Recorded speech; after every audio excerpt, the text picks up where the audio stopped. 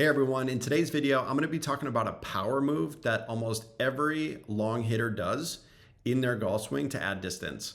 But most amateur golfers either don't do it at all or they don't do it effectively. So stick with me because I'll share exactly what that move is and how you can implement it as well. So let's get right into the content. Now, if you look at any golfer who hits it a really long way, you'll notice something very interesting about their lower body movements. They're using their lower body to their advantage, and they generate so much power with what looks like very minimal effort. But if you really slow it down and really study their movements, you'll see that they're using the ground in a way that gives them a huge advantage. The move that I'm referring to is what's referred to as the squatting position or the squatting move during the backswing and downswing.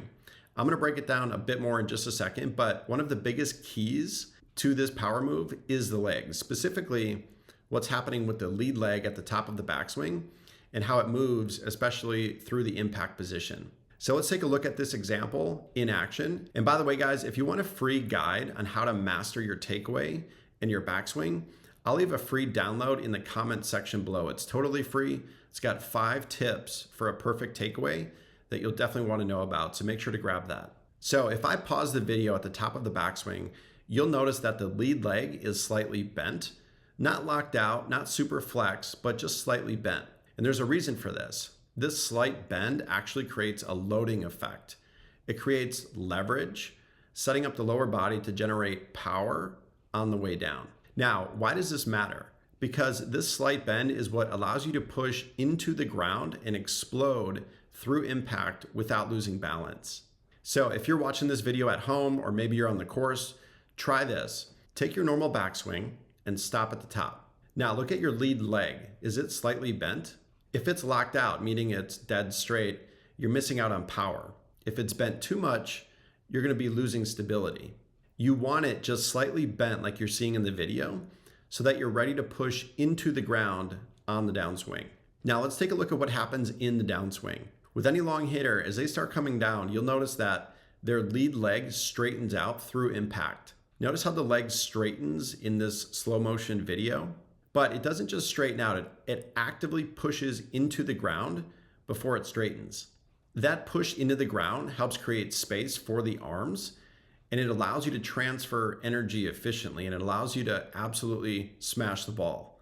A lot of golfers struggle with this because they either don't use their legs enough, which leads to all arms and no real power, or they get stuck on their toes, which throws them off balance. So here's what I want you to try and focus on. But before I get into it, if you've liked this video, be sure to hit like and subscribe so you don't miss out on any content that I release to help you play better golf. So here's what I want you to try and focus on next time you're playing or at the range. I want you to try this feeling. As you start the downswing, feel like your lead foot is pressing down into the ground. And at the same time, your lead leg should be extending. This is how you generate ground force and get that power that you're looking for. And the key thing that you want to focus on is to push down before you start pushing up. This is what allows the club to whip through the impact zone with maximum energy. Now, one mistake that I see all the time is getting up on the toes too early. A lot of golfers know that they need to push through impact, but they do it too soon, and their weight ends up on their toes. And this leads to a loss of balance, inconsistent contact,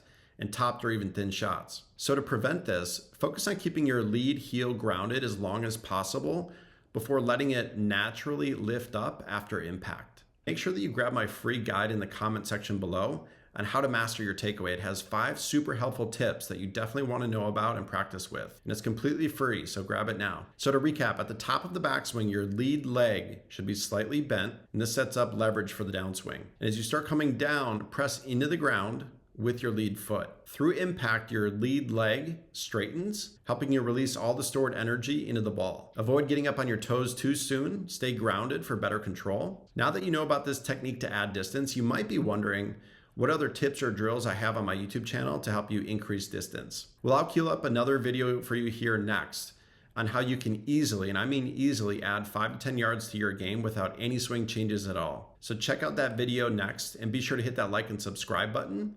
And I'll see you guys in the next video.